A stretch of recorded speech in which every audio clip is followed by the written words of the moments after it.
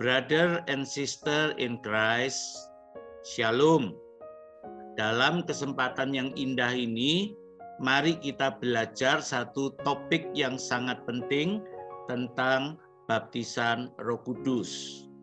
Topik ini seringkali menjadi perdebatan dan menimbulkan perpecahan juga kalau salah mengerti. Ya, kita tidak bermaksud untuk mencari perdebatan atau berbicara tentang doktrin gereja A, doktrin gereja B. Karena itu kita memakai istilah the truth seeker. Pelajaran ini diperuntukkan bagi anak-anak Tuhan yang mencari kebenaran tentang baptisan Roh Kudus. Semoga diskusi ini bisa menjawab pertanyaan-pertanyaan krusial kita tentang baptisan Roh Kudus dan mengalaminya tanpa siak lagi. Dasarnya adalah Yohanes 8 ayat 32. Di sana dikatakan, kamu akan mengetahui kebenaran dan kebenaran itu akan memerdekakan kamu. Jadi bisa kita bagi dalam dua tahapan. Tahapan pertama adalah belajar untuk mengetahui kebenaran. Dan tahap yang kedua adalah kebenaran itu kemudian bekerja memerdekakan kita. Ya, itu dasarnya. Yohanes Pembaptis berkata, aku membaptis kamu dengan air sebagai tanda pertobatan. Tetapi ia yang datang kemudian daripadaku lebih berkuasa daripadaku. Dan aku tidak layak melepaskan kasutnya. Ia akan membaptiskan kamu dengan Roh Kudus dan dengan api. Matius 3 ayat 11. Alkitab memberitahu pembaptis Roh Kudus adalah Yesus Kristus. Matius 3 ayat 11, Markus 1 ayat 8. Yesus Kristus adalah satu-satunya pembaptis Roh Kudus. Alkitab dengan jelas mengatakan bahwa pembaptis Roh Kudus adalah Yesus Kristus dan tidak ada yang lain. Jadi, kalau ada ajaran yang mengatakan saat Yesus dibaptis air, ia juga menerima baptisan Roh Kudus, itu adalah ajaran yang tidak alkitabiah. Jadi Yesus tidak dibaptis Roh Kudus. Kenapa? Karena dia adalah pembaptis Roh Kudus. Seandainya Yesus dibaptis Roh Kudus, siapakah pembaptis Roh Kudus pada Yesus? Harusnya Alkitab memberitahukan itu. Tapi Alkitab hanya menuliskan ada satu pembaptis Roh Kudus, yaitu Tuhan Yesus. Lalu apa yang terjadi ketika Tuhan Yesus dibaptis air, lalu dikatakan langit terbuka dan Roh Kudus datang dalam rupa burung merpati. Dalam bahasa Inggrisnya dikatakan, and the Spirit of the Lord is descend in the body of a dove. Ya, itu pelajaran yang berbeda, pelajaran yang sangat penting, yaitu tentang kuasa pengampunan sebagai sarana perlengkapan pelayanan Tuhan Yesus. Ya, coba lihatlah kehidupan Tuhan Yesus. Dia bisa dilukai, dikhianati, bisa dipermalukan, bisa ditampar, bisa juga disangkali oleh murid-muridnya, ditinggalkan oleh murid-muridnya. Dia bisa dilukai tapi tidak bisa menyimpan sakit hati dan kepahitan. Itu adalah pelajaran yang berbeda yang tidak kita bahas dalam pelajaran kali ini. Ya, mari kita melanjutkan. Arti baptisan Roh Kudus. Kata baptisan berasal dari kata baptiso, berarti diselamkan atau seluruh elemen tubuh berpindah. Alkitab mengajarkan ada 3 macam baptisan, yaitu baptisan air. Ini adalah pernyataan iman kita dalam Kristus kepada dunia, bahwa secara penuh, kita berpindah dari kerajaan gelap masuk dalam kerajaan terang. Ada kelahiran baru di dalam Tuhan dan sebagai tanda pertobatan. 2 Korintus 5 ayat 17. 2. Baptisan Roh Kudus berarti masuk, tinggal, dan hidup dalam pribadi Roh Kudus seutuhnya, mengalami semua pernyataan Roh Kudus. 1 Korintus 12 ayat 7. 3. Baptisan api berarti masuk dalam proses penderitaan dan sengsara menuju kesempurnaan ilahi. 1 Petrus 1 ayat 6 dan 7. Inilah yang dikehendaki Allah bagi umatnya, sekalipun banyak orang tidak percaya dan menentangnya. Ibaratkan pemurnian emas, dibakar dengan api sampai cair dan semua kotoran di dalam emas itu akhirnya timbul ke permukaan dan dibersihkan. Itulah gambaran tentang baptisan api. Nah, ada dua istilah, kepenuhan Roh Kudus dan baptisan Roh Kudus. Apa perbedaan dari dua istilah itu? 1. Meskipun tampaknya sama, ada pengertian yang berbeda antara kedua istilah itu dalam Alkitab. Tertulis dalam kitab Kisah Para Rasul 2 ayat 4, Matius 3 ayat 11. Kepenuhan Roh Kudus ibarat gelas diisi air. Sudah terjadi pada masa Perjanjian Lama. Orang-orang yang dipenuhi Roh Kudus telah ada sejak zaman Perjanjian Lama sampai zaman Tuhan Yesus. Kejadian 41 ayat 38, 1 Samuel 10 ayat 10, Yohanes 20 ayat 23. Kita ambil contoh 1 Samuel 10 ayat 10, dikatakan, Roh Allah berkuasa atasnya dan Saul turut kepenuhan seperti nabi di tengah-tengah mereka. Nah, kalau baptisan Roh Kudus itu ibarat gelas yang sudah penuh air dan diambil, diangkat, dimasukkan ke dalam air. Baru terjadi pada masa Perjanjian Baru. Ya. Jadi baptisan Roh Kudus hanya ada sesudah Pentakosta.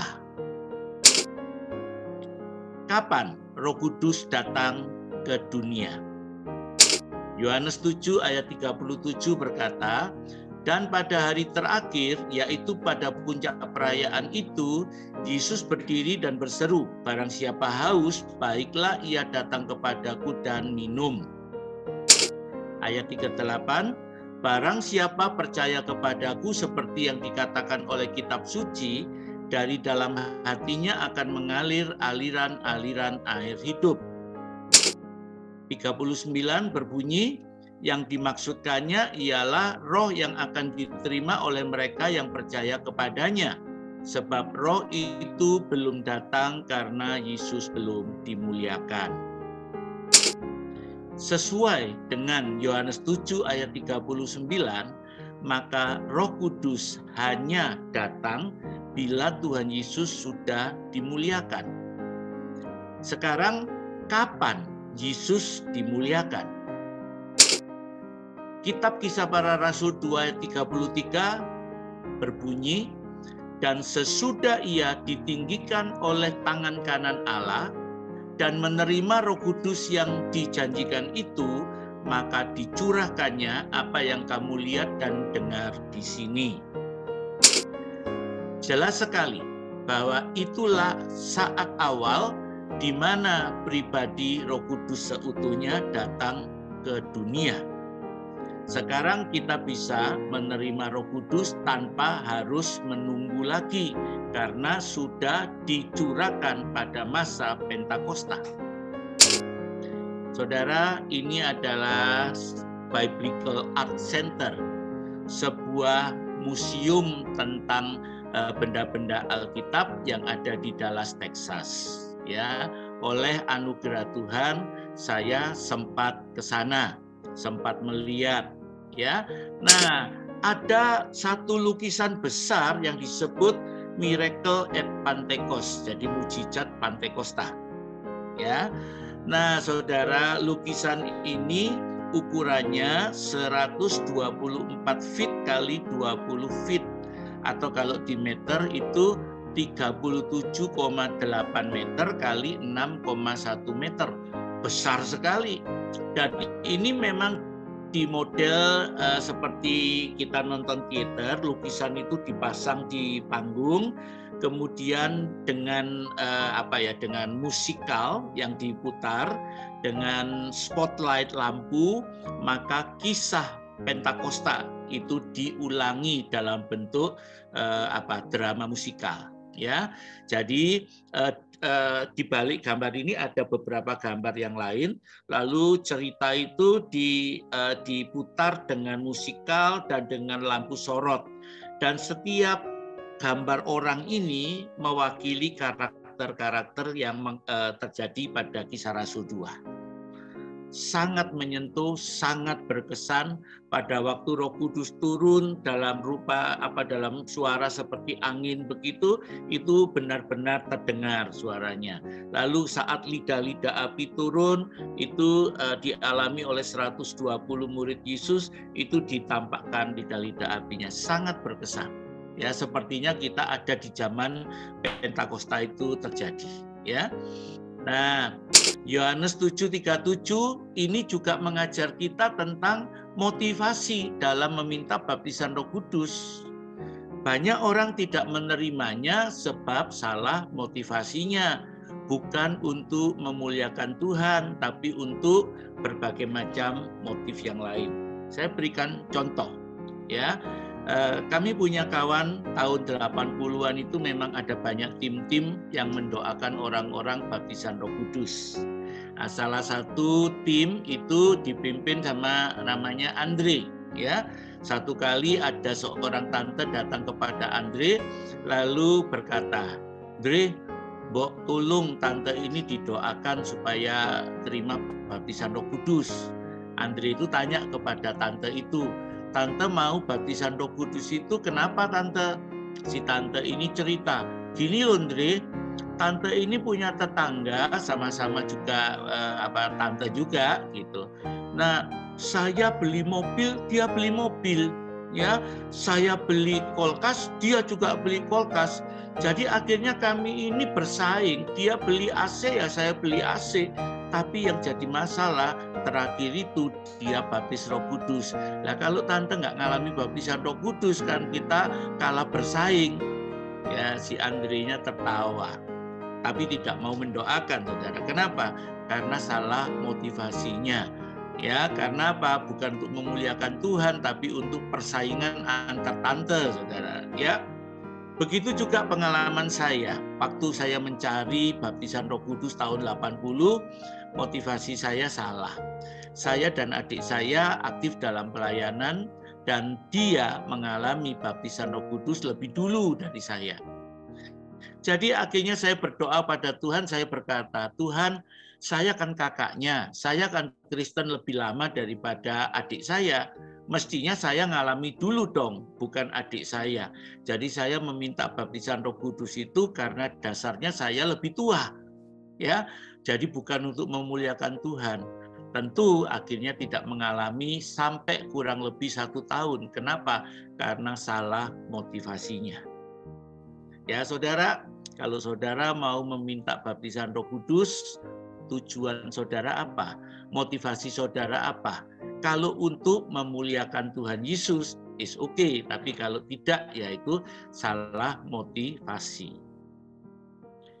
Pencurahan Roh Kudus besar-besaran di akhir zaman ini sudah dinubuatkan dalam Yoel 2, 28-29 dan diulangi dalam kitab Para Rasul 2, 17-21, dan nubuat ini sudah mulai digenapi.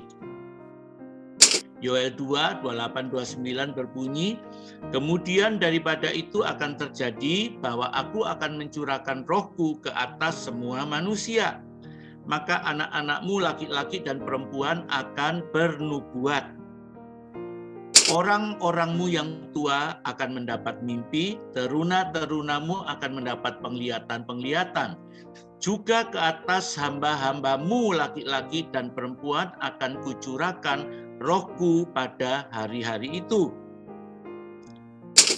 Bukti yang lain tertulis dalam Galatia 3 ayat 13-14, di mana Yesus harus menjadi kutuk terlebih dahulu supaya berkat Abraham sampai kepada bangsa-bangsa lain.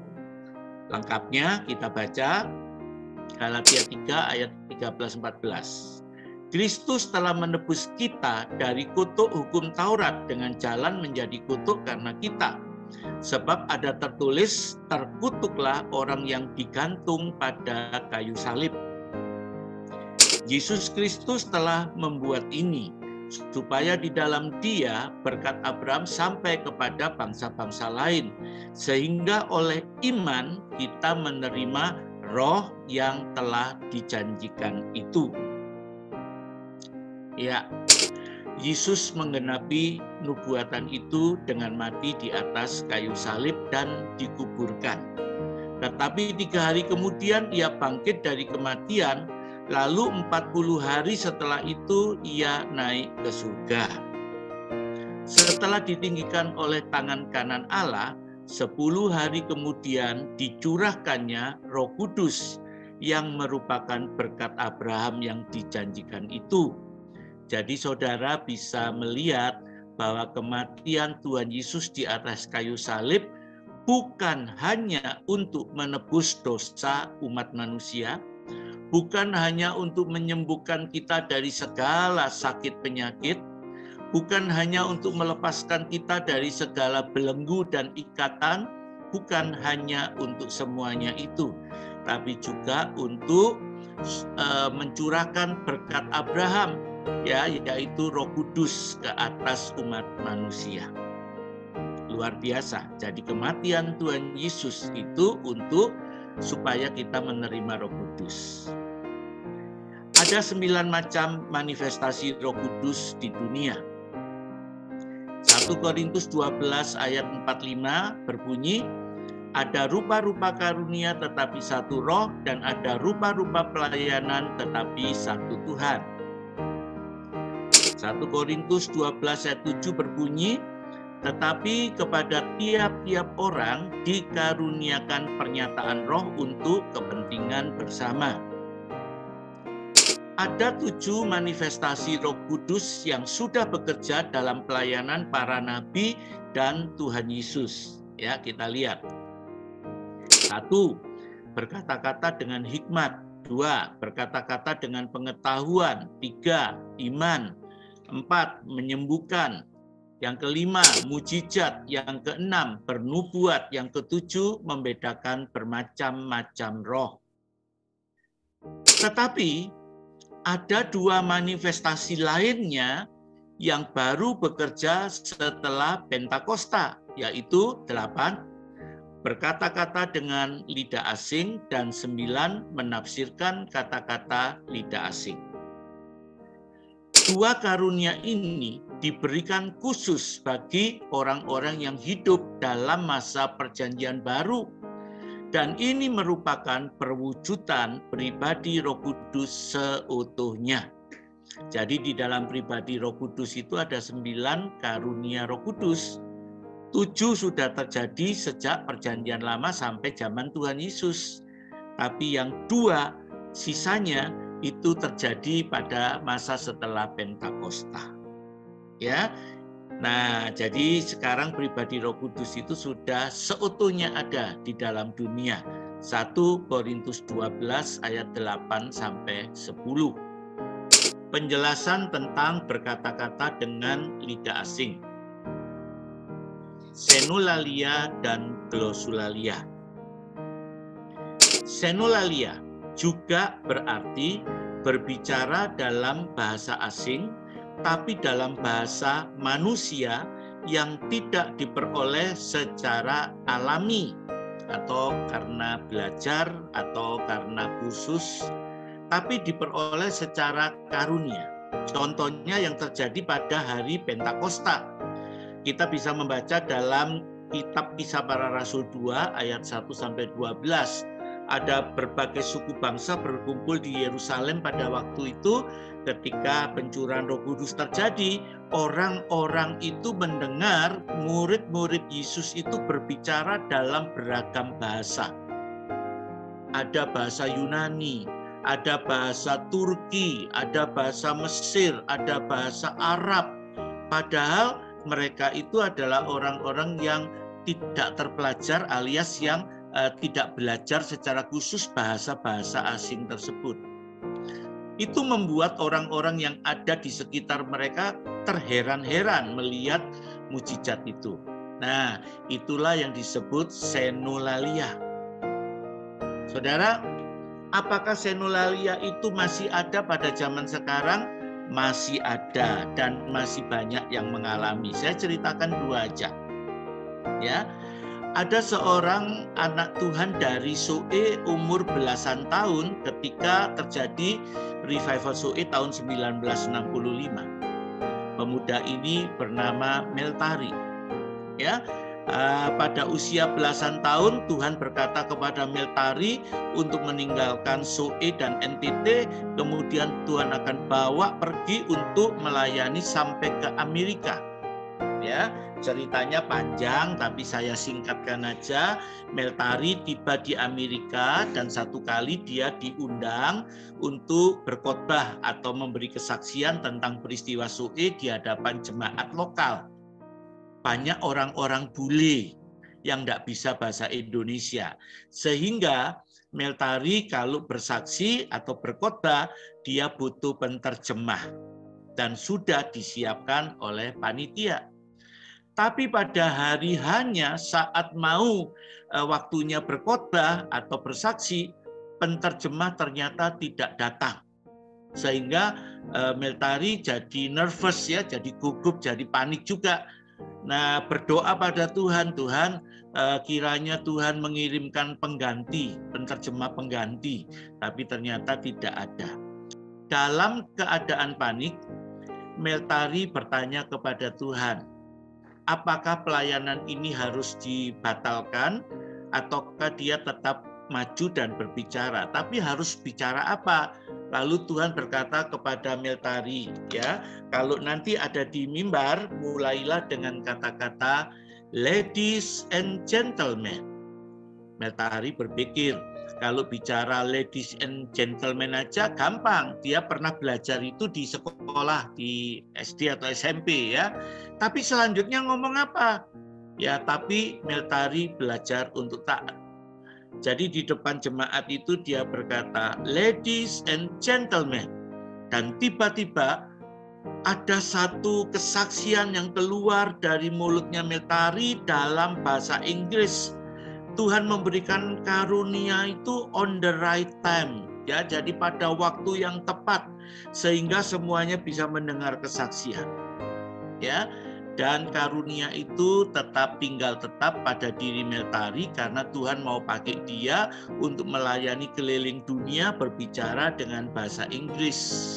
Itu luar biasa, Saudara. Kemudian hari Meltari belajar satu perkara. Kalau dia memakai penterjemah, sebagus apapun kesaksian dia atau sespektakuler apapun, orang-orang itu bisa saja nggak percaya karena dianggap itu dongeng atau berlebih-lebihan. Tapi karena mereka melihat mujizat terjadi di depan mata mereka, orang yang tidak bisa bahasa Inggris tiba-tiba bicara bahasa Inggris, maka semua yang diceritakan Meltari itu akhirnya dipercaya.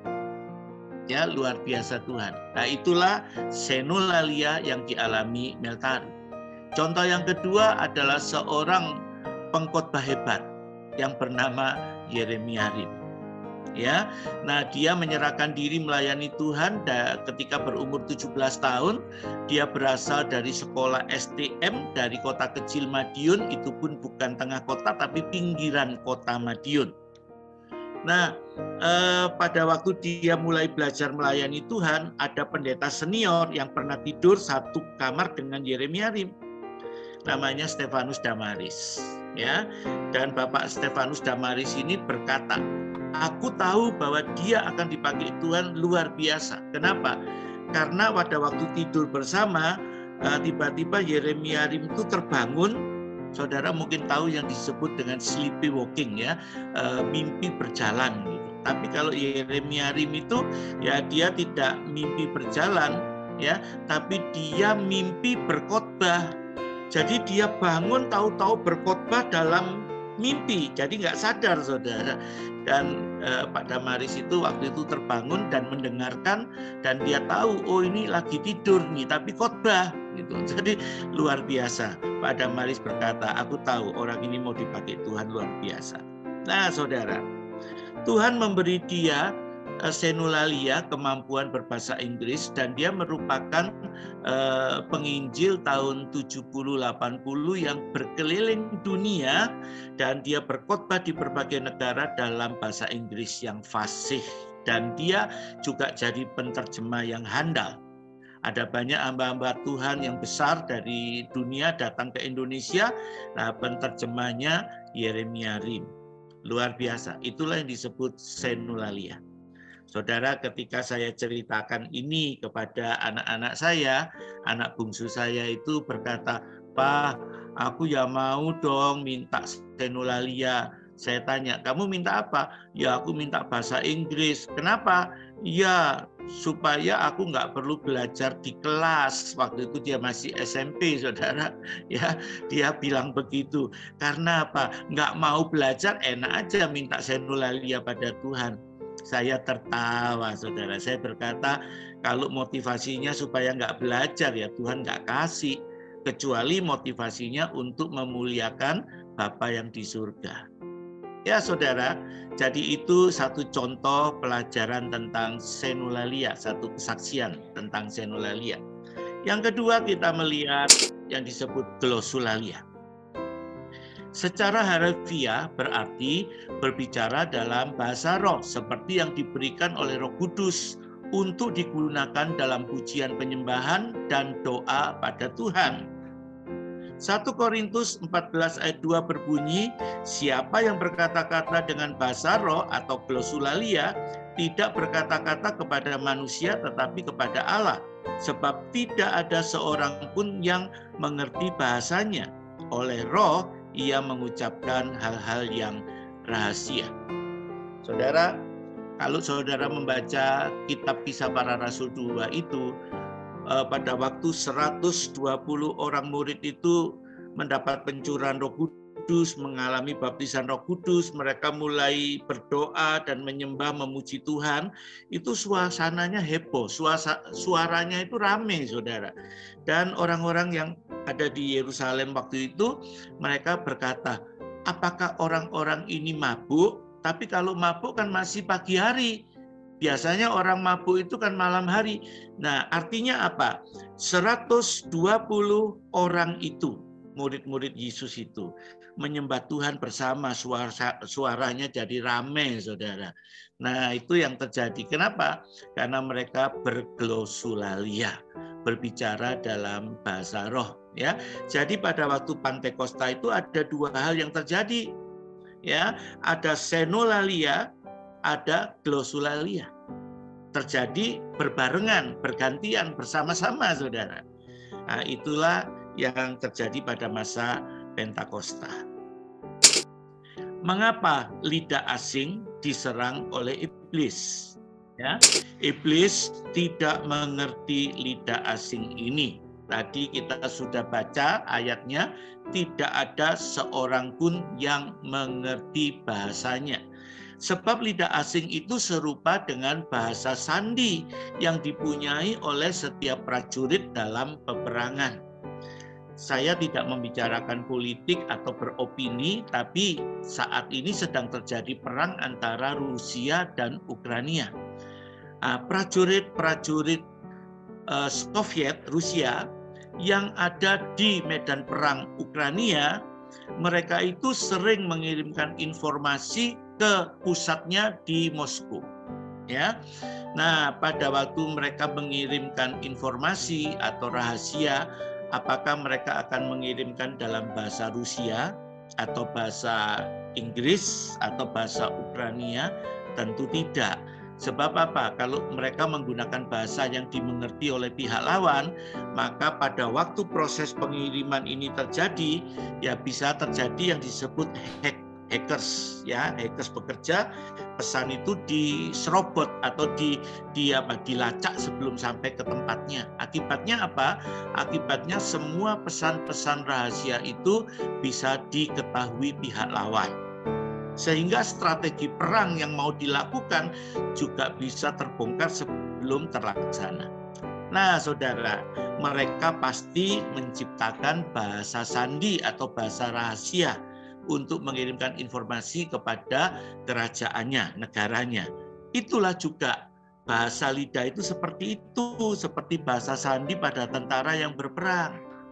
Kenapa iblis menyerang bahasa lidah? Karena dia tidak mengerti bahasa lidah itu.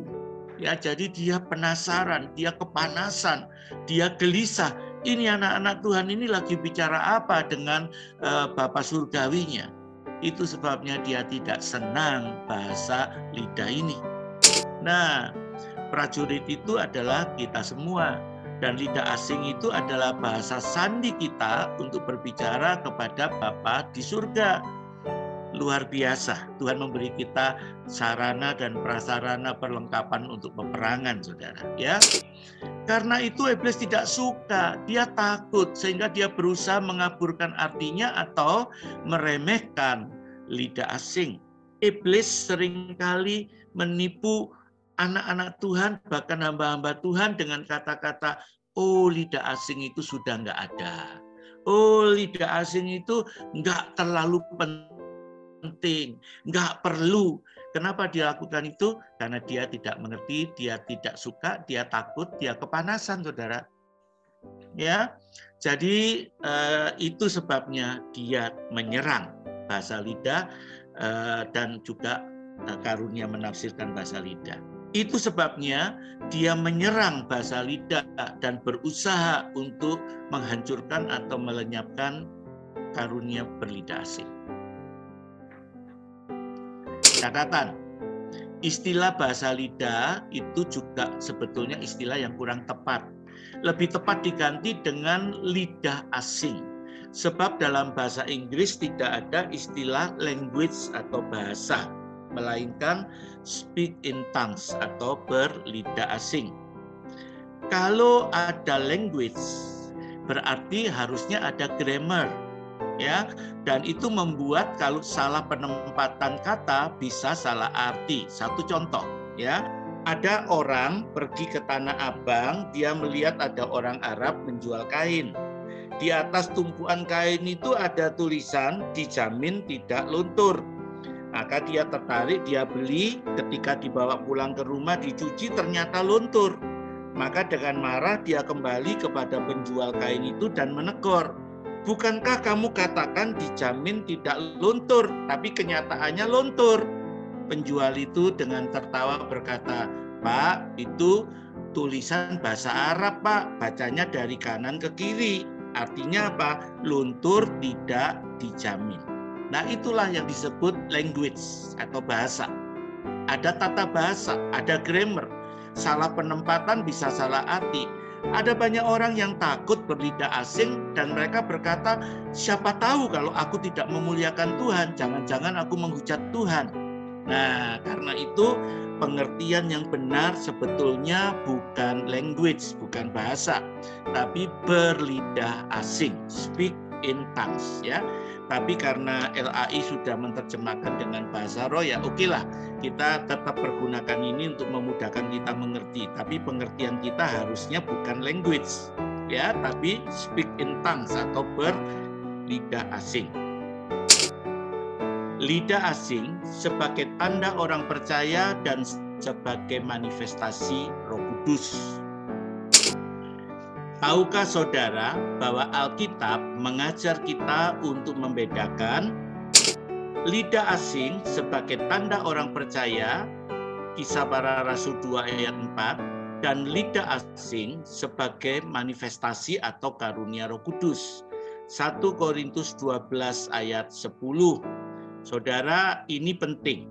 Banyak orang tidak memahami perbedaan dua hal ini, sehingga mereka tidak pernah mengalami baptisan Roh Kudus, atau cenderung menuduh kelompok satu dan kelompok yang lain sesat, karena mereka salah mengerti, saudara. Ini penting ya, lanjut. Lidah asing sebagai tanda. Ini merupakan kuasa pertama yang diberikan sebagai tanda orang percaya. Markus 16 ayat 17, Kitab Kisah Para Rasul 2 ayat 4, 10 ayat 44 sampai 46. Ya. Lidah asing sebagai tanda, semua orang percaya dapat menerimanya. Markus 16 ayat 17.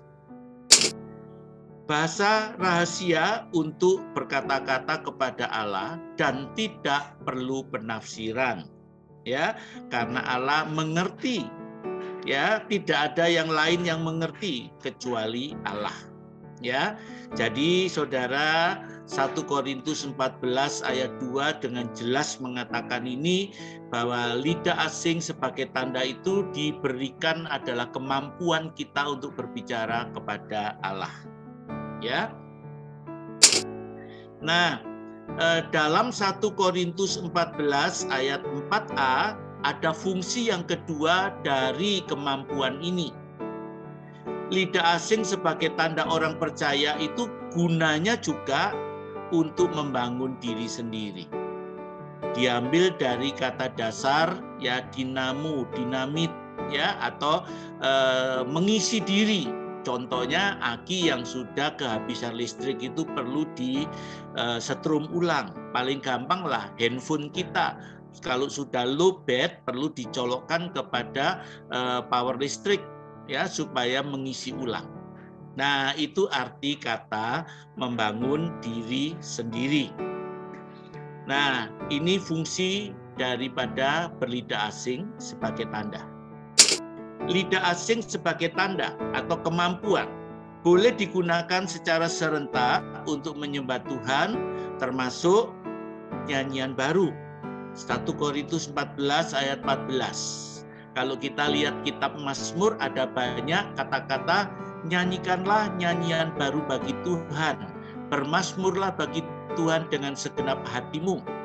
Saudara, tidak perlu dibatasi. Kenapa? Karena Tuhan yang Maha Kuasa mengerti dan memahami. Dia tidak orang Jawa bilang tuh kebrebeken itu apa ya bahasa Indonesianya ya. Jadi dia tidak terlalu bising untuk mendengarkan semuanya. Saudara sudah melihat film-filmnya Reinhard Bonnke ya. Ribuan, ratusan ribu, bahkan jutaan orang menyembah Tuhan secara serentak. Dan Tuhan tidak pusing dengan semuanya itu. Dia tidak terganggu. Ya, jadi sekali lagi ini boleh digunakan secara serentak untuk menyembah Tuhan dan untuk menyanyikan mazmur bagi Tuhan. Kalau kita melihat apa yang terjadi dalam kitab Kisah Para Rasul 8 ayat 14 sampai 17, sebelumnya itu menceritakan bagaimana Filipus penginjilan ke Samaria dan penginjilannya diteguhkan Tuhan dengan berbagai macam mujizat yang spektakuler. Ada banyak tanda heran terjadi, ada banyak yang kerasukan dilepaskan, mereka yang terikat ya itu dibebaskan, mereka yang sakit disembuhkan, ada banyak tanda-tanda heran dan mujizat terjadi. Dan ketika cerita ini sampai ke Yerusalem, rasul-rasul di Yerusalem ingin melihat apa yang terjadi di Samaria. Maka diutuslah dua rasul utama, boleh dianggap dua rasul senior. Yang pertama kali dipanggil untuk jadi murid Kristus ya, yaitu Petrus dan Yohanes. Diutus untuk melihat apa yang terjadi di Samaria. Ya, kita baca. Ketika rasul-rasul di Yerusalem mendengar bahwa tanah Samaria telah menerima firman Tuhan, mereka mengutus Petrus dan Yohanes ke situ. Setibanya di situ, kedua rasul itu berdoa supaya orang-orang Samaria itu beroleh Roh Kudus. Sebab Roh Kudus belum turun di atas seorang pun di antara mereka. Saudara, ketika Petrus dan Yohanes sampai di Samaria, mereka sudah mendengar kesaksian. Mereka lihat orang-orang yang mengalami mujizat, kesembuhan, tanda-tanda heran. Tapi mereka juga melihat bahwa orang-orang itu belum beroleh Roh Kudus. Dari mana taunya? Dari mana taunya, saudara? Ya, nah, secara gampang mereka hanya dibaptis dalam nama Tuhan Yesus dan belum mengalami karunia bahasa roh atau glosulalia. Ya, itu yang mereka lihat, sehingga mereka memutuskan untuk menumpangkan tangan atas mereka, lalu mereka menerima Roh Kudus. Ya. Kemudian keduanya menumpangkan tangan di atas mereka, lalu mereka menerima Roh Kudus. Bagaimana tahunya? Karena waktu ditumpangi tangan dan didoakan, orang-orang itu mengalami baptisan Roh Kudus dengan tanda berbahasa lidah. Sederhana ya, gampang ya. Jadi itu ternyata pelayanan yang dipentingkan oleh para rasul. Sehingga diutus dua rasul itu untuk mendoakan mereka baptisan Roh Kudus. Saudara, inilah hal yang mulai hilang dalam kehidupan gereja. Kalau dulu tahun 80 itu banyak gereja punya tim-tim doa baptisan Roh Kudus. Ya, mereka mengajarkan kebenaran lalu mendoakan agar orang-orang itu mengalami baptisan Roh Kudus. Seperti yang dilakukan oleh dua rasul ini. Tapi zaman sekarang biarpun mengatakan dirinya aliran Pentakosta atau karismatik, tapi banyak yang tidak lagi memiliki atau mempunyai tim-tim doa baptisan Roh Kudus. Ya, menyedihkan saudara, karena peranan Roh Kudus mulai berkurang atau diremehkan, dikurangi dalam gereja. Sekarang kita akan melihat lidah asing sebagai karunia, satu dari 9 karunia atau manifestasi Roh Kudus. Ini diberikan Tuhan untuk membangun jemaat. 1 Korintus 14 ayat 4b, ayat 12, ayat 26. Lidah asing sebagai karunia dipakai dalam pelayanan umum untuk kepentingan bersama. 1 Korintus 12 ayat 7, ayat 28. Lidah asing sebagai karunia ini ada aturan-aturan pakainya di dalam kebaktian atau dalam ibadah jemaat.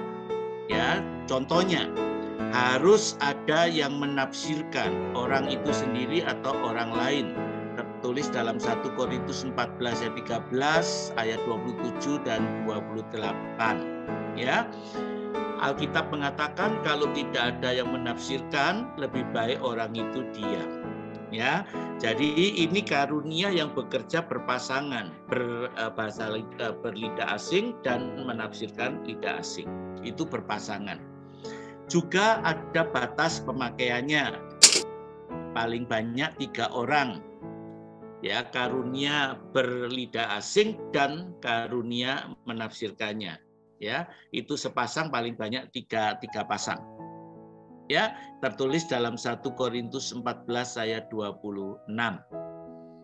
Ya, jadi banyak orang yang tidak memahami perbedaan ini, akhirnya memakai ayat ini untuk mengatakan bahwa itu yang menyembah Tuhan rame-rame, bisa ratusan, bisa ribuan orang, bahkan lebih dari itu salah, itu sesat. Kenapa? Karena mereka ini melanggar 1 Korintus 14 ayat 26. Padahal ini beda, konteksnya beda. Ini adalah lidah asing sebagai karunia untuk jemaat. Yang satunya lidah asing sebagai kemampuan yang Tuhan berikan untuk berbicara pada Tuhan dan membangun diri sendiri. Simpelnya, sederhananya, saudara lihat Pentakosta. Berapa orang yang mengalami glosulali dan berdoa menyembah Tuhan bersama-sama? 120 orang. Jadi Alkitab tidak mungkin bertentangan. Firman Tuhan tidak bisa saling memukul, tidak bisa. Ya, kalau ini dipegang berarti yang Kisah Rasul 2 salah dong, sesat dong. Enggak. Karena konteksnya memang beda. Yang satu itu adalah kemampuan, yang satu adalah karunia, 1 dari 9 manifestasi Roh Kudus. Lidah asing sebagai karunia, sebagai 1 dari 9 manifestasi Roh Kudus, firman Tuhan mengajarkan bahwa manifestasi Roh Kudus berbeda antara satu dengan orang lain, meskipun semuanya dipakai untuk kepentingan bersama. Kalau kita tidak mengerti hal ini, saudara, banyak orang berpendapat bahwa karuniaku beda dengan orang lain, berbeda-beda satu dengan yang lain. Akibatnya apa? Dia tidak akan sungguh-sungguh merindukan atau berusaha mendapatkan glossolalia. Padahal itu yang satu karunia, yang satunya kemampuan untuk bercakap-cakap dengan Tuhan dan dengan membangun diri sendiri. Ya, jadi itu adalah 2 hal yang berbeda. Banyak orang yang didoakan tidak mengalami karena konsepnya, aku enggak terima, enggak apa-apa. Karena kan karunia orang berbeda-beda. Nah, itulah salah satu hambatan yang besar yang membuat dia tidak mengalami karunia bahasa lidah. Ya, oke. Catatan tentang Paulus. 1 Korintus 14 ayat 18 mengatakan, aku mengucap syukur kepada Allah bahwa aku berkata-kata dengan bahasa lidah lebih daripada kamu semua. Perhatikan saudara, Paulus yang memberikan aturan-aturan untuk ketertiban jemaat dalam beribadah. Tapi Paulus juga mengatakan bahwa dia berkata-kata dengan berlidah asing atau glosulali lebih daripada kamu semua. Siapa yang bilang bahwa Paulus tidak mengalami glosulali? Dia bahkan menekankan betul ya bahwa dia berkata-kata more than you, lebih dari kamu semuanya. Ya. Jadi Paulus itu berkarunia lidah setiap saat, saudara, ya. Tapi dia berkata, tetapi dalam pertemuan jemaat aku lebih suka mengucapkan 5 kata yang dapat dimengerti daripada beribu-ribu kata dalam bahasa roh. Nah, inilah ya kebijakan Paulus. Ya, kalau dalam pertemuan ibadah, ya, dia lebih suka berkata 5 kata yang dimengerti daripada beribu-ribu dalam bahasa roh. Kenapa? Karena konteksnya untuk jemaat. Kalau untuk jemaat ya lebih baik beberapa kata yang dimengerti. Dalam arti lain, saudara, Paulus itu berkata ya, jangan suka pamer. Ya, nah maksudnya begini, ya kalau di dalam pertemuan jemaah yang semuanya sudah mengalami baptisan Roh Kudus dan semuanya dalam masa memuji Tuhan, menyembah Tuhan, ya semuanya berkarunia lidah, nggak ada masalah. Tapi pada waktu ibadah itu dipakai untuk membangun jemaat, ya lebih baik tidak usah berkata-kata dengan bahasa lidah yang tidak dimengerti orang, tapi dengan 5 kata atau 10 kata yang dimengerti orang. Saudara, inilah yang jadi kritikan kepada orang-orang Pantekosta karismatik. Kenapa? Karena suka pamer. Kalau dalam pertemuan-pertemuan ekumenis, pertemuan dengan denominasi lain yang belum memahami tentang bahasa lidah, dikit-dikit sudah karunia lidahnya keluar. Begitu ibadah mulai, begitu pegang gitar, langsung sudah penyembahan. Sehingga yang tidak mengalami itu, ya merasa seperti dilecehkan atau dihina atau dianggap rendah, tidak rohani. Ya, yang satunya dianggap suka pamer. Ya, karena dia mengalami, dia bisa, maka dia pamer. Dan itu ternyata menyakitkan hati orang, saudara.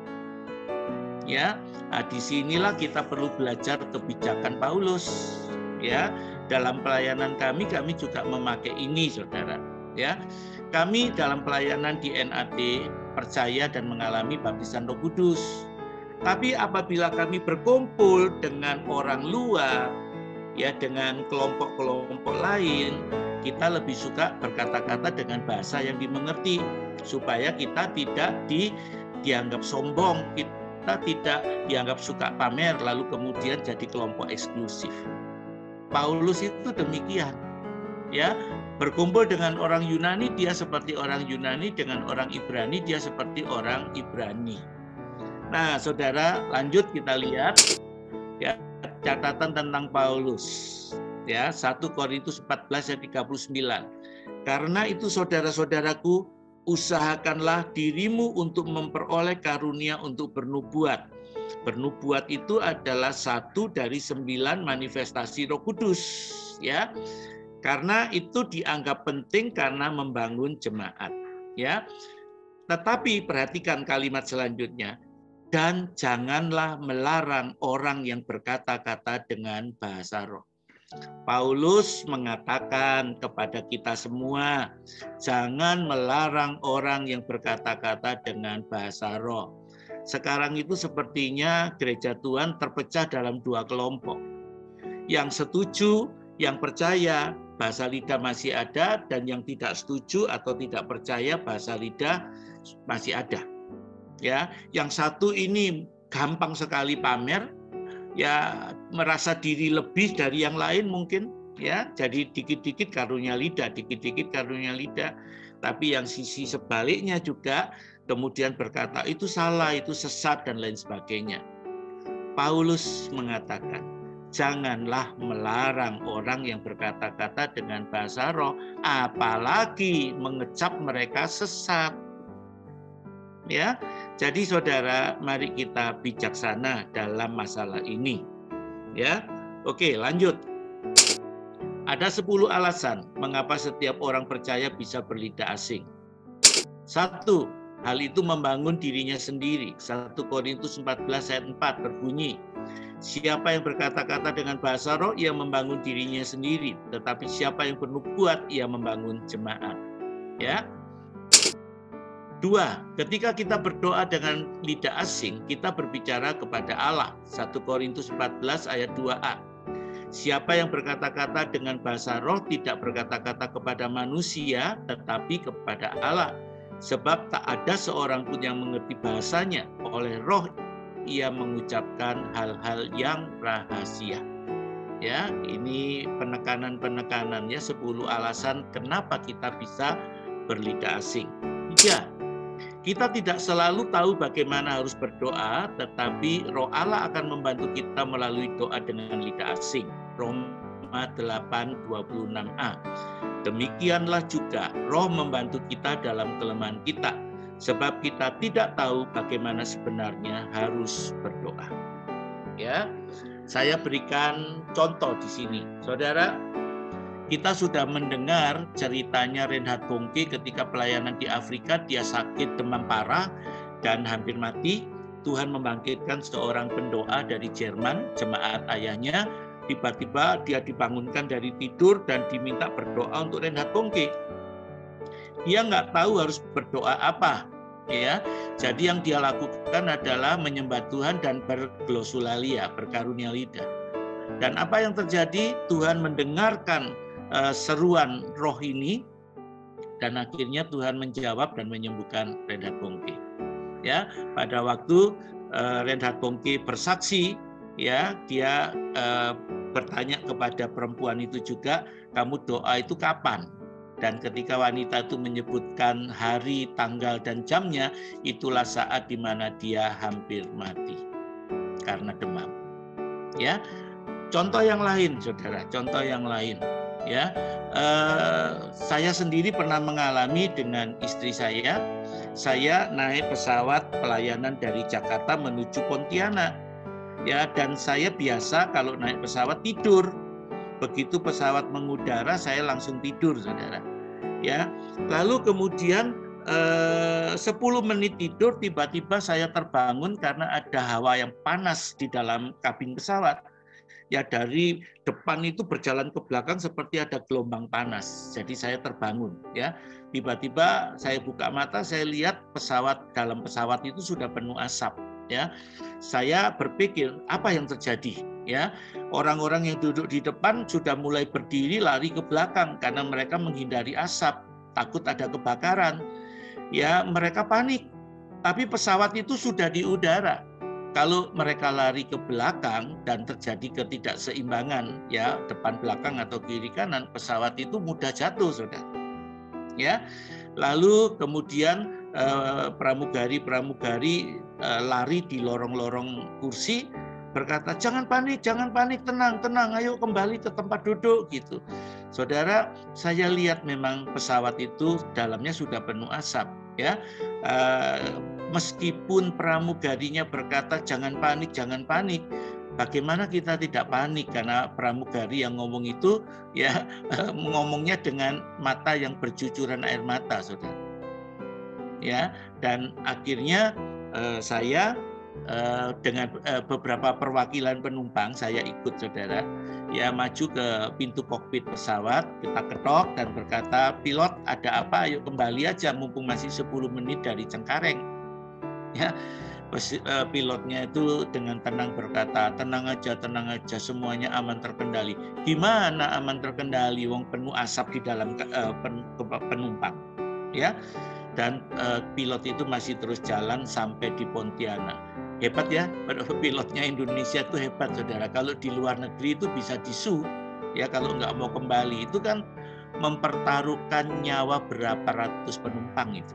Ya, nah, itu saya alami, saudara. Lalu kemudian hari istri saya cerita, ya pagi itu, hari yang sama, tanggal yang sama, pagi itu dibangunkan Tuhan untuk berdoa buat saya.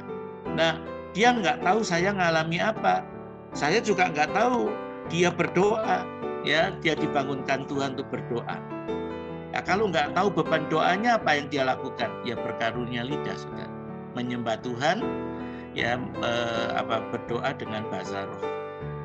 Ya, nah itulah contoh, saudara, bagaimana roh itu membantu kita dalam kelemahan kita. Satu lagi, saya punya sepupu yang sebetulnya nggak terlalu aktif dalam pelayanan, ya jemaat biasa. Tapi satu kali dia mengalami baptisan Roh Kudus tanpa dia minta, dan dia mengalami satu pengalaman pengalaman emosi yang cukup kuat sehingga dia harus menangis bercucuran air mata, dan bahkan itu membuat dia jadi rasa malu, saudara.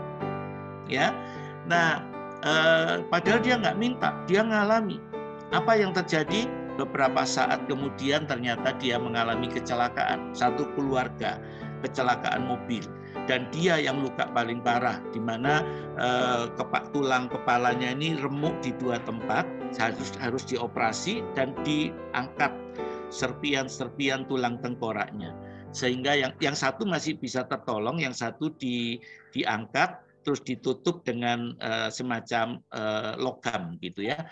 Jadi akhirnya dia dalam keadaan koma, ya, dan kemudian diajak ngomong tidak menjawab dan kondisinya parah betul. Akhirnya dokter berkata, wah anak ini pasti mati, ya. Tapi mujizat terjadi, dia mengalami pemulihan.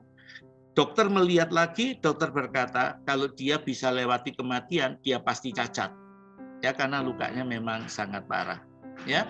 Ternyata dia makin lama makin membaik. Dokter lihat lagi dan berkata, kalau toh dia bisa pulih dalam beberapa kondisi, tidak lumpuh, maka dia akan buta. Kenapa? Karena matanya terbentur benda tumpul waktu kecelakaan itu, sehingga boleh dibilang itu bagian dalam matanya mengalami kerusakan. Jadi dokter berkata dia pasti buta. Tapi ternyata dia mengalami kesembuhan total. Meskipun dia dalam keadaan koma, diajak ngomong nggak bisa, tapi yang menjaga, termasuk saya waktu itu ada di sebelahnya melihat, dalam keadaan koma itu dia berdoa berglosulalia. Dia dalam keadaan nggak sadar, dia dalam keadaan koma, tapi dia mengalami baptisan Roh Kudus sebelum kecelakaan, dan dalam keadaan koma itu dia terus berglosulalia. Saudara, ada banyak cerita seperti ini bisa saya berikan, tapi saya kira 3 contoh itu cukup, ya. Nah, itulah yang terjadi. Roh membantu kita dalam kelemahan kita. Sebab ada saatnya kita tidak tahu bagaimana sebenarnya harus berdoa. Betul nggak, saudara? Ada masa-masa di mana kita itu mengalami gelisah yang berlebihan, atau paranoid, ketakutan, atau kecemasan, atau kita mengalami ketakutan, ya bahkan juga kegembiraan, sukacita yang terlalu, sehingga kita tidak tahu harus berdoa dengan cara yang bagaimana. Kosakata kita, bahasa kita terbatas. Kalau gunakan bahasa Indonesia mungkin 5 menit, 10 menit masih bisa. Lebih dari itu kita udah habis kata-katanya. Tapi dengan bahasa lidah, dengan glosulali, kita bisa mengatasi semuanya itu. Ya, kita bisa juga memenuhi ayat dalam firman Tuhan yang berkata, berdoalah senantiasa. Ya, Roma 8:26b berkata, tetapi Roh sendiri berdoa untuk kita kepada Allah dengan keluhan-keluhan yang tak terucapkan. Ya, ingat sepupu saya yang dalam keadaan koma terus berglosulali tadi. Ya, nah saudara, yang kelima, kita berdoa syafaat untuk orang-orang percaya secara sempurna. Roma 8:27 berkata, dan Allah yang menyelidiki hati nurani mengetahui maksud roh itu, yaitu bahwa dia sesuai dengan kehendak Allah berdoa untuk orang-orang kudusnya. Saya punya sebuah buku yang kami terbitkan, judulnya Sekilas Keabadian. Itu cerita seorang anak Tuhan yang punya anak, ya. Ini perempuan ini anak Tuhan yang aktif dalam gereja, dalam pelayanan. Anaknya berusia 14 tahun, namanya Ian McCormack, datang kepada ibunya berkata, Mama, mulai hari ini aku memutuskan diri jadi ateis. Mamanya kaget, tapi tidak bisa berbuat apa-apa. Ya, saudara, mamanya cuma berkata, mungkin sekarang kamu nggak perlu Yesus, tapi satu kali engkau akan merasa keadaan begitu berat, tidak ada yang bisa tolong kamu. Ingatlah bahwa ada satu nama yang masih bisa tolong kamu, yaitu nama Yesus. Itu pesan mamanya kepada Ian McCormack. Saya singkatkan, saudara, karena kalau diceritakan lama, saudara yang mau bukunya bisa pesan kepada kami. Ya, nah Ian McCormack itu mengembara keliling dunia, sukaannya diving, menyelam. Ya, dia suka lihat taman laut, keindahan di bawah permukaan laut. Nah, sampailah dia di Kepulauan Mauritius, sementara mamanya di New Zealand, saudara. Nah, kemudian satu malam dia berenang, dia diving, dia mau melihat keindahan taman laut. Ya, ketika dia masuk ke air, dia langsung berkata, mati aku dalam bahaya. Kenapa? Tanpa dia sadari, dia masuk di tengah-tengah jellybox. Jellybox itu adalah binatang laut yang sangat berbisa. Bisanya itu ada yang mengatakan 4-5 kali daripada bisanya ular kobra. Dan Ian McCormack masuk di sana dan dia sadar bahwa dia bisa mati digigit ubur-ubur kotak itu. Ya, saudara, dan singkat cerita, benar dia mengalami 5 kali gigitan ubur-ubur kotak itu di tempat yang sama. Jadi sebetulnya dia sadar bahwa dia tidak punya harapan untuk hidup. Ya, akhirnya dia bisa berenang ke atas, sama awak perahunya dinaikkan ke perahu, kemudian dibawa ke tepi, awak perahunya lari, dikiranya sudah mati, ditinggal lari. Ternyata Ian McCormack sadar kembali, merangkak sampai ke tepi jalan dan minta tolong supaya dibawa ke rumah sakit. Kendaraan-kendaraan lalu tak mau menolong, lewat begitu saja. Sampai ada yang kesekian kalinya mau tolong dia dibawa ke rumah sakit. Singkat cerita, saudara, di depan rumah sakit dia sudah nggak sadar, dikeluarkan dari mobil, dikira sudah mati, kembali dia ditinggal sama drivernya. Ya, nah akhirnya dia dibawa masuk ke rumah sakit dan dia sempat mengalami kematian. Tapi pada waktu dia mau mati, tiba-tiba kata-kata ibunya dia ingat.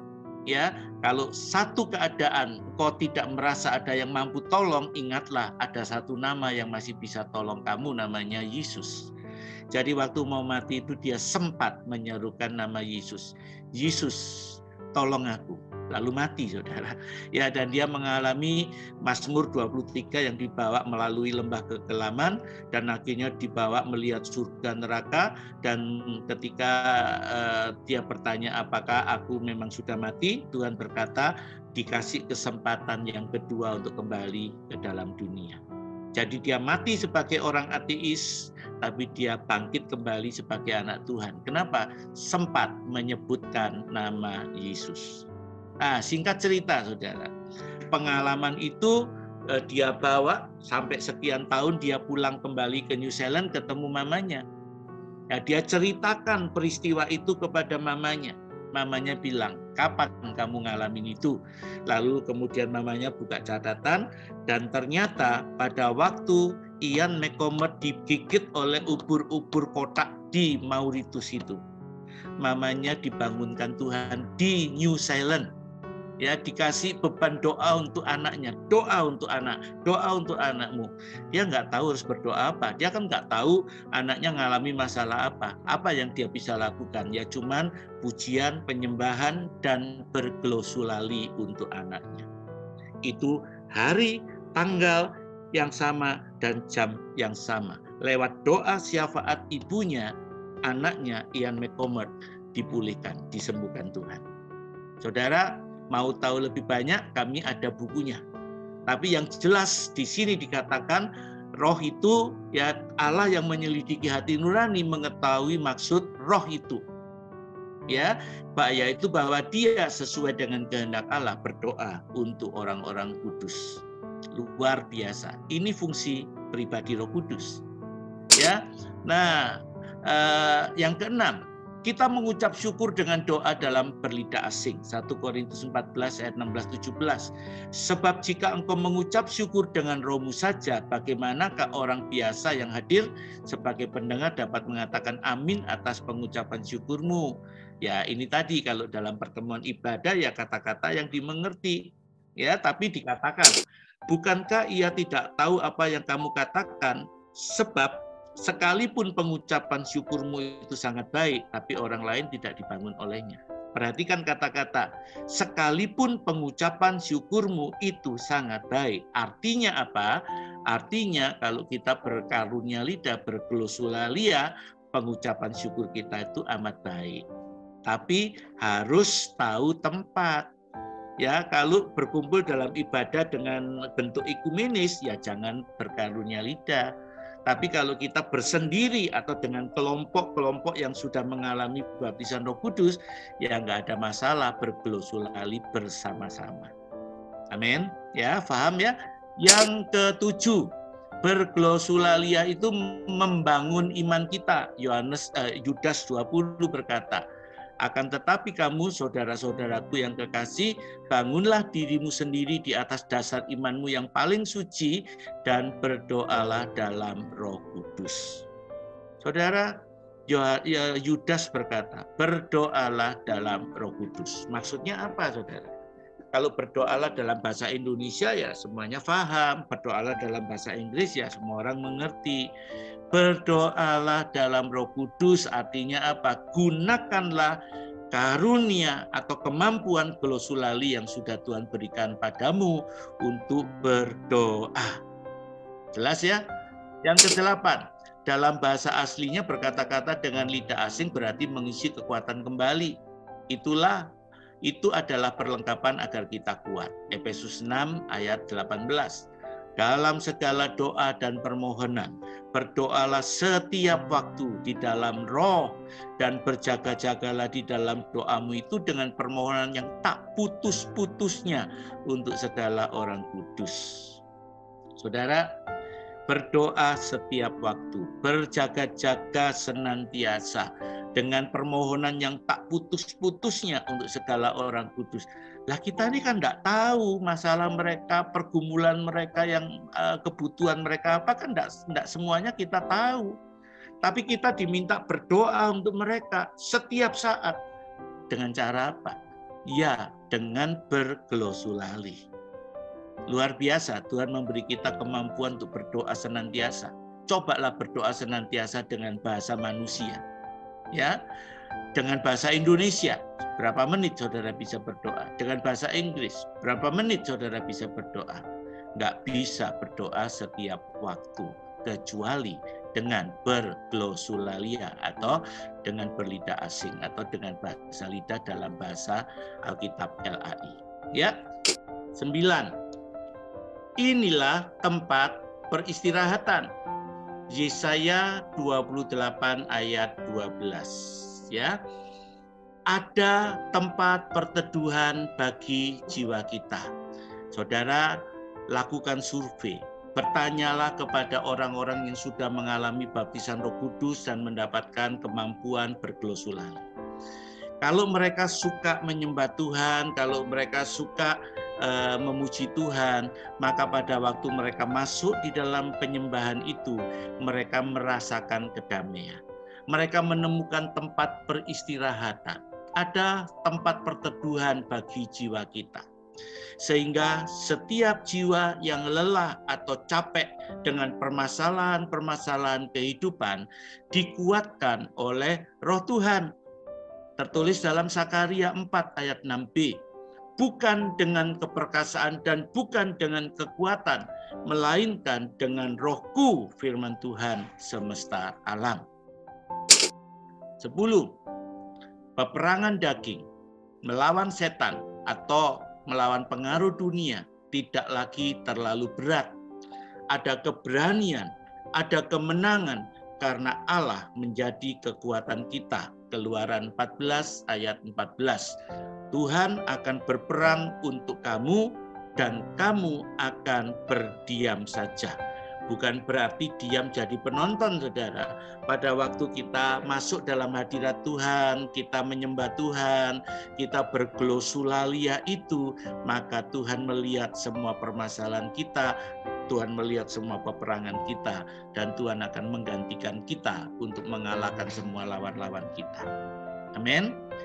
Ada 10 alasan ini, sehingga saudara harus yakin saudara pun dapat memiliki karunia kemampuan berlidah asing atau glosulali itu.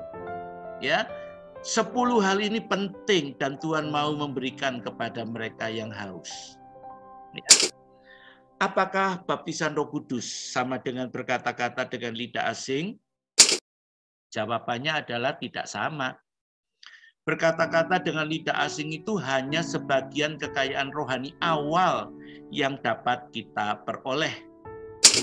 Dari semua kekayaan rohani yang hendak Tuhan berikan, khusus untuk anak-anaknya yang mau maju terus menuju ke tingkat yang lebih tinggi, maka awal yang diberikan itu adalah kemampuan untuk berglosulali, kemampuan untuk berbicara dengan Tuhan, kemampuan untuk membangun dirinya sendiri. Nah, langkah praktis untuk meminta dan menerima baptisan Roh Kudus. 1. Datanglah pada Tuhan dengan penuh kehausan. Seperti tertulis dalam Yohanes 7 ayat 37. Barang siapa haus, baiklah ia datang kepadaku dan minum. Ya, bukan dengan pikiran, bukan dengan si A dapat aku pengen merasakan, bukan ya, tapi datang dengan kehausan. Artinya apa? Merasa diri butuh, merasa diri perlu. Yang kedua, percaya janji Tuhan dan terima dengan iman. Seseorang harus menerima Roh Kudus dengan imannya sendiri. Setelah merasa haus, datang pada Tuhan. Yang ketiga, melangkah meminta. Ya, setelah itu menerima dengan iman. Lukas 11 ayat 13, Galatia 3 ayat 14. Ya, kita ulangi, kita baca. Lukas 11 ayat 13 berkata, "Jadi jika kamu yang jahat tahu memberi pemberian yang baik kepada anak-anakmu, apalagi Bapamu yang di surga, Ia akan memberikan Roh Kudus kepada mereka yang meminta kepadanya." Saudara, ada banyak orang yang takut meminta Roh Kudus dari Allah Bapa, dari Tuhan yang di surga. Kenapa? Kalau aku minta, jangan-jangan aku terima roh setan. Aduh, itu adalah tipuan atau penyesatan iblis dalam pikiran mereka, saudara. Lukas 11 ayat 13 tadi dengan jelas mengatakan, Kalau bapak yang jahat tahu memberikan pemberian yang baik kepada anak-anaknya, apalagi bapak di surga, dia akan memberikan Roh Kudus kepada mereka yang meminta kepadanya. Jangan takut terima yang salah. Jangan berpikir saudara akan terima dari setan, nggak ada. Karena Bapa di surga akan memberikan Roh Kudus kepada yang meminta kepadanya. Amin. Jadi buanglah segala kekhawatiran, ketakutan saudara akan menerima yang sesat atau yang salah dari iblis. Ya. Nah, Galatia 3:13-14. Kristus telah menebus kita dari kutuk hukum Taurat dengan jalan menjadi kutuk karena kita. Sebab ada tertulis, terkutuklah orang yang digantung pada kayu salib. Yesus Kristus telah membuat ini supaya di dalam Dia berkat Abraham sampai kepada bangsa-bangsa lain, sehingga oleh iman kita menerima roh yang telah dijanjikan itu. Tadi kita sudah lihat di atas, berkat Abraham itu adalah Roh Kudus yang akan dicurahkan pada bangsa-bangsa. Nah, sekarang yang kita tekankan, yang kita lihat adalah diterimanya oleh iman. Karena ada ayat lain dalam kitab Roma yang berkata bahwa orang benar akan hidup oleh iman. Apa iman itu? Iman itu adalah dasar dari segala sesuatu yang tidak kita lihat dan bukti dari segala sesuatu yang kita harapkan. Ya, jadi kita tidak boleh menunggu, tapi kita harus beriman, meminta, terima dengan iman, dan di dalam iman itu ada tindakan. Minumlah itu berarti ada tindakan iman. Mulailah berkata-kata dalam lidah asing atau mulailah bergelosulali.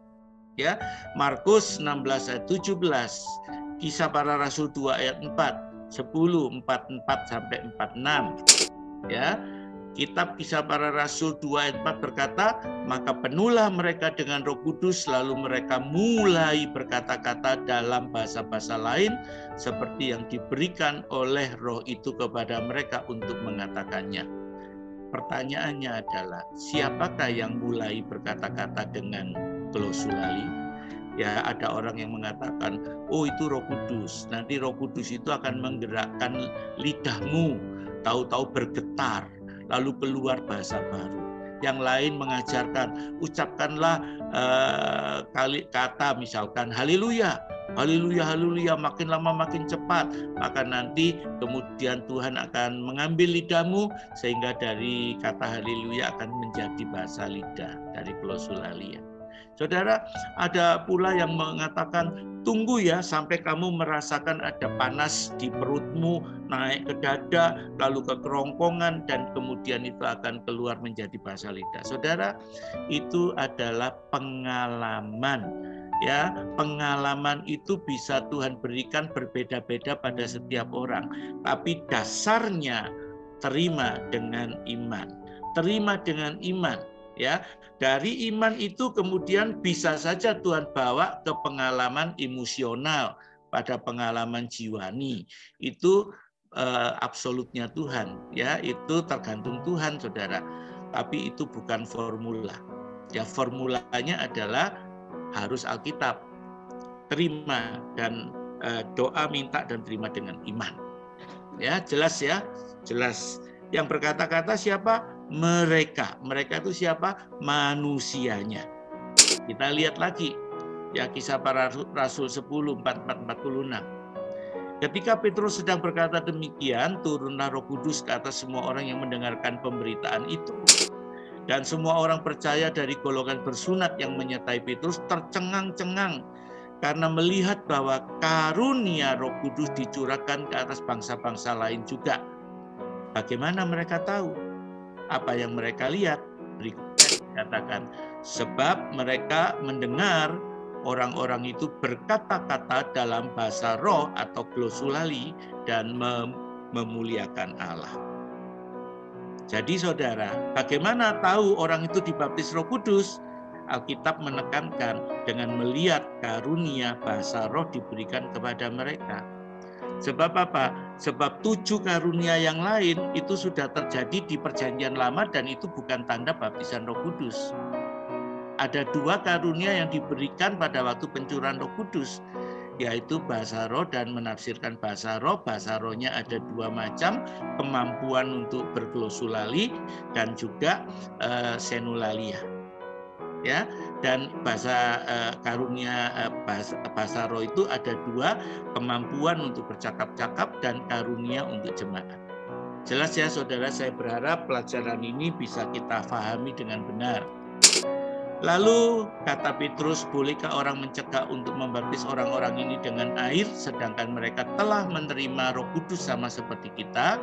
Artinya apa? Pada waktu mereka mengalami baptisan Roh Kudus, mereka belum mengalami baptisan air. Jadi itu 2 hal yang terpisah. Sekali lagi saudara, baptisan air tidak sama dengan baptisan Roh Kudus. Itu 2 hal yang terpisah. Pemberian baptisan Roh Kudus adalah anugerah Tuhan, bukan karena kebaikan atau keburukan kita, bukan karena kita layak atau tidak layak menerimanya, semata-mata kasih karunia Bapa. Tahukah saudara mengapa orang pandai sukar mengalami baptisan Roh Kudus? Karena kebanyakan mereka ingin memahami semuanya terlebih dulu dengan pikiran mereka sebelum mengalami, saudara. Saudara, 40 tahun saya ada di dalam pergerakan kaum muda dan saya melihat kawan-kawan saya yang pinter-pinter, ya. Ada juga pemimpin-pemimpin gereja, ya mungkin gelarnya bisa 6, bisa 8, ya gelar rohaninya. Tapi ternyata nggak ngalami baptisan Roh Kudus, padahal mereka dulu mereka ingin mengalami. Kenapa? Karena mereka ingin memahami dengan pikiran mereka terlebih dahulu sebelum mengalami. Itu sebabnya orang pandai itu sukar mengalami baptisan Roh Kudus. Ya, saya pakai satu contoh. Kalau saudara mau memberi satu hadiah kepada anak saudara, misalkan makanan, saudara belikan capcay, ya, mau kasih mereka. Yang saudara inginkan adalah anak saudara menerima tanpa banyak tanya. Setuju nggak? Bagaimana kalau anak itu berkata, tunggu dulu, sebelum aku makan, aku mau tahu makanan ini beracun atau tidak. Yang merah-merah itu apa ya Pak? Apa ya Mah? Oh, itu adalah bumbunya, saudara menjelaskan, bla bla bla bla bla bla. Nah, sekarang makanlah. Enggak mau, tunggu dulu. Itu yang bulat-bulat putih itu apa? Oh, itu hewan. Ya, hewan itu bla bla bla bla, saudara jelaskan. Ya sudah, mau diambilkan. Tunggu dulu, masih belum puas. Itu yang bulatan-bulatan daging itu apa? Oh, kalau itu bakwan, kalau yang putih hewan. Ah, jelaskan lagi. Tunggu dulu, itu yang potongan-potongan merah itu apa? Oh, itu wortel. Yang hijau itu apa? Oh, itu sayur. Saudara, kalau anak saudara ingin tanya semuanya sampai memahami capcay itu dibuat dari apa dan apa rasanya, kira-kira jengkel nggak saudara punya anak yang model gitu? Ya, saudara mungkin akan berpikir ya sudahlah, nggak usah dimakan.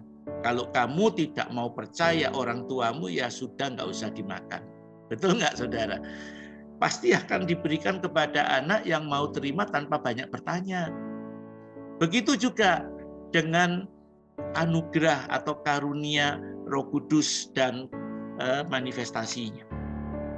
Ya, saudara, mau diberikan, Tuhan mau memberikan baptisan Roh Kudus tercurah pada umatnya. Tapi terlalu banyak yang bertanya ini, bertanya itu, ya tidak mau langsung menerima. Makanya akhirnya Tuhan berkata, ya sudahlah aku berikan kepada yang mau. Kalau yang terlalu banyak bertanya, ya nggak usah. Saudara, saya punya teman-teman yang pandai-pandai, juara kelas, juara sekolah, sampai detik ini tidak mengalami baptisan Roh Kudus. Kenapa? Terlalu pandai. Dan mereka mau pakai pikirannya untuk memahami Roh Kudus. Nah, saudara, ada pertanyaan lain. Kalau saya didoakan dan harus bertindak dengan iman, berbicara, lalu harus ngomong apa? Nah, saudara, pertanyaan ini juga sudah nggak masuk akal. Tadi dijelaskan bahwa tidak ada seorang pun yang mengerti bahasanya, termasuk pikiran kita. Jadi kalau bertanya, saya harus bicara apa? Itu pertanyaan bersumber dari pikiran. Jadi nggak seharusnya ditanyakan, saudara, karena pikiran tidak mengerti. Jadi dalam bertindak, akal atau pikiran harus diam. Seperti bayi yang baru belajar berkata-kata. Sekarang saudara bisa bicara bahasa Indonesia, mungkin bahasa Inggris, mungkin yang lain-lain. Tapi waktu lahir bisa langsung ngomong nggak? Waktu saudara masih bayi bisa langsung berbicara nggak? Tentu nggak bisa. Ya, saudara punya anak, cobalah perhatikan kata-kata apa yang keluar dari mulut seorang anak yang pertama. Ya, karena dia mendengar mama, papa, mungkin itulah dua kata pertama yang keluar. Mama, papa, gitu. Nah, apakah dia pakai pikiran? Bayi itu belum bisa pikir. Tapi kalau dia tidak ngomong, dia akan jadi bayi bisu. Dia berkata-kata tanpa berpikir, maka akhirnya dia pandai ngomong. Dari satu kata jadi dua kata, jadi satu kalimat, bertambah lagi jadi 5 kalimat, jadi satu alinea, dan seterusnya, akhirnya pandai bicara. Setiap kita mengalami proses pertumbuhan seperti itu. Hal yang sama pada waktu kita meminta baptisan Roh Kudus dan menerima glosulali. Bertindaklah seperti bayi. Ngomong apa? Nggak usah dipikir. Ya, pokoknya ngomong. Harus ngomong. Mungkin saudara anggap pelajaran ini gila. Saya kasih contoh yang lain supaya saudara berpikir. Pada waktu Petrus di perahu melihat Tuhan Yesus jalan di atas air, Petrus berkata, kalau engkau Tuhan, izinkan aku mendekat kepadamu. Yesus berkata apa? Datanglah kemari. Nah, saudara, kalau saudara jadi Petrusnya, saudara mau nurut nggak? Mau taat melangkah keluar dari perahu nggak? Ya, makin pintar orang, makin sukar untuk taat. Betul nggak? Petrus akhirnya keluar dari perahu dan dia bisa berjalan di atas air. Kenapa?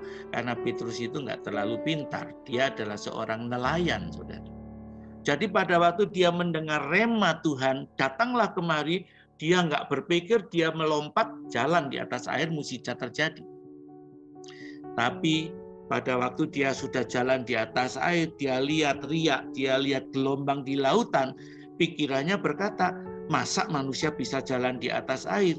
Pada waktu ada pikiran, pada waktu ada kebimbangan, maka dia mulai tenggelam. Saya bertanya, saudara, melompat keluar dari perahu itu gampang atau mudah? Ya, jawabannya tergantung orang itu pandai atau tidak. Kalau orang itu pandai dan dia suka pakai pikiran, ya sukar. Karena dia berpikir berat jenis manusia lebih dari berat jenis air. Tapi kalau itu orang kurang pandai, dia cuma taunya taat, ya dia akan melihat mukjizat terjadi. Sederhana ya, saudara.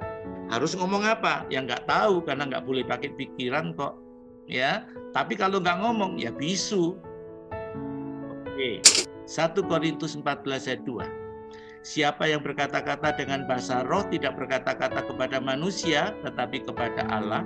Sebab tidak ada seorang pun yang mengerti bahasanya, oleh roh ia mengucapkan hal-hal yang rahasia. Yang mengerti artinya, bahasanya itu hanya Bapa di surga. Iblis pun tidak mengerti. Saudara ngerti nggak? Nggak ngerti. Ya, yang ngomong juga nggak mengerti, makanya nggak perlu dan nggak bisa ada kursus bahasa lidah. Ada orang-orang yang mau bikin aneh-anehan, bikin kursus bahasa lidah, nggak bisa. Ya, doakan orang lalu berkata tirukan saya, nggak bisa. Meniru itu adalah karya daripada pikiran. Itulah yang tidak diperbolehkan atau yang bisa menyesatkan kita. Ya, jadi saudara, ini hal-hal yang perlu kita mengerti. Lalu kemudian ada hal lain. Pada waktu kita mengucapkan itu, tiba-tiba di pikiran kita ada tuduhan-tuduhan. kamu ngomong apa? Kamu ini niru. Nah, kalau kita merespon tuduhan itu, kita akan berhenti dan kita tidak akan melanjutkan berbicara berglosolali. Kenapa? Tuduhan-tuduhan itu datang dari si jahat. Ya, 1 Korintus 10 itu menjelaskan bahwa peperangan itu ada dalam pikiran. Makanya seringkali kalau kita mendoakan orang yang mau minta baptisan Roh Kudus dan tidak gagal terus, sulit berhasil, maka sebaiknya berhenti, lalu kita ajak orang itu berdoa, kalau perlu tumpang tangan di kepala, tawanlah segala gangguan yang ada dalam pikiran mereka. Ya, kenapa? Karena disitulah iblis bekerja mempengaruhi mereka. 1 Korintus 10.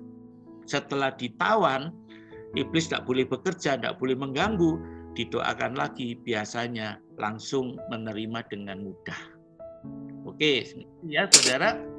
Nah, 2 Korintus 10 ayat 5 ini ayatnya berkata, kami mematahkan setiap siasat orang dan merubuhkan setiap kubu yang dibangun oleh keangkuhan manusia untuk menentang pengenalan akan Allah. Kami menawan segala pikiran dan menaklukkannya kepada Kristus. Kadang-kadang ini yang perlu didoakan buat mereka yang selalu terganggu pikirannya pada waktu didoakan, saudara. Kami menawan segala pikiran dan menaklukkannya kepada Kristus. Nah, tadi sudah kita pelajari. Kalau saya tidak tahu artinya, bagaimana kalau ternyata saya menghujat Tuhan? Saudara, bila semua bahasa di dunia terbagi 2 bagian, ada kata-kata yang baik dan ada kata-kata yang buruk. Misalkan caci maki, kata-kata kotor, kata-kata marah dan lain-lain. Percayalah, ya, tidak demikian dengan glosolali atau lidah asing. Ini adalah bahasa surga untuk berbicara kepada Allah, sehingga tidak ada kata-kata kotor di dalamnya. Jangan takut dan tidak perlu khawatir, ya, nanti aku menghujat Tuhan, siapa tahu aku mengutuki Allah. Tidak ada, karena itu bukan bahasa manusia. Jelas ya, itu bahasa surga, bukan bahasa manusia. Kalau pada saat doa baptisan Roh Kudus ada orang-orang yang mendoakan atau ada musik penyembahan, itu tujuannya hanya untuk membawa orang yang didoakan itu fokus pada Tuhan. Seperti tertulis dalam kitab Roma 10 ayat 17. Jadi iman timbul dari pendengaran dan pendengaran oleh firman Kristus. Pada waktu kita mendoakan orang untuk menerima baptisan Roh Kudus, kadang-kadang kita dekatkan mulut kita ke telinga mereka. Ya, jangan menggunakan bahasa Indonesia atau bahasa manusia, tapi gunakan karunia lidah di telinga mereka. Bukan untuk mereka meniru, bukan. Tapi kita menerapkan Roma 10 ayat 17 ya, supaya dari mulut kita dia dengar lewat telinganya, membangkitkan imannya. Sehingga dia berpikir, kalau yang doakan aku bisa, kenapa aku tidak bisa? Dan akhirnya dia akan menerimanya. Itu aja. Tujuannya mendampingi orang doa baptisan Roh Kudus. Ingat saudara, bukan saudara yang membaptis mereka, karena pembaptis Roh Kudus hanya satu, yaitu Yesus. Jadi kalau kita mendoakan orang, kita cuma membantu menguatkan imannya. Ya, dan sesuai dengan perkataan, di mana ada 2 atau 3 orang berkumpul, di situ aku ada. Ya, itu aja tujuannya. Jadi bukan untuk mengajar atau mengajak mereka meniru kita, bukan. Baptisan Roh Kudus diterima dengan iman. Tapi mungkin saja Tuhan memberikan pengalaman emosional pada jiwa dan tubuh juga. Bisa saja seperti tubuh atau lidah bergetar, timbul rasa panas di dada, tiba-tiba seluruh badan berkeringat, bisa tertawa, menangis, keluar ingus, ya, angka 11 dari hidung. Ada yang teriak-teriak, ngalami tumbang atau menari-nari. Itu adalah pengalaman. Dari iman Tuhan bawa keluar kepada jiwani, ya, lewat emosi, perasaan. ya, dibawa ke sana. Alami saja, sukacita saja. Ya. Tapi kalau saudara merasa tidak mau, saudara juga bisa berkata, Tuhan, aku mau terima dengan iman saja. Aku tidak mau mengalami emosi yang berkelebihan. Saudara bisa memintanya. Ya, kenapa? Karena perlu diingat bahwa semuanya itu semestinya bisa dikendalikan. Sesuai dengan 1 Korintus 14 ayat 32 berbunyi, karunia nabi takluk kepada nabi-nabi. Jadi kalau saudara nggak mau nangis, ya nggak perlu menangis. Saudara nggak mau bergulung-gulung atau menari atau tumbang, ya saudara tinggal minta sama Tuhan. Tuhan, aku mau mengalami dengan imanku, tapi nggak perlu ya Tuhan sampai berlebih-lebihan pada emosi dan perasaan. Ya, saudara bisa memintanya berdasarkan 1 Korintus 14 ayat 32. Nah, tidak percaya, terlalu menggunakan akal pikiran, atau terpengaruh oleh doktrin-doktrin gereja atau denominasi tertentu yang kurang alkitabiah merupakan penghambat utama orang untuk menerima baptisan Roh Kudus. Saudaraku, jangan ragu-ragu. Ambillah keputusan dari diri saudara sendiri saat ini juga. Lukas 12 ayat 57 berbunyi, mengapakah engkau juga tidak memutuskan sendiri apa yang benar? Dan jangan menunda, waktu bukanlah milik kita. Markus 13 ayat 33 berbunyi, berhati-hatilah dan berjaga-jagalah, sebab kamu tidak tahu bila manakah waktunya tiba. Sekarang, saudara sudah mengetahui kebenaran tentang pelajaran baptisan Roh Kudus. Jika saudara rindu mengalami baptisan Roh Kudus, 1, periksalah dulu motivasi saudara. 2, datanglah pada Yesus dengan kehausan. 3, mintalah dan terimalah dengan iman. 4, mulailah bertindak dengan iman. Sekarang, mulailah menyembah Allah dengan glosulali, dengan lidah asing. Jangan dengan bahasa manusia yang dimengerti, karena dari satu mulut tidak bisa keluar dua bahasa bersamaan. Jadi, bertindaklah dengan iman, keluarkan glosulali dari mulut saudara.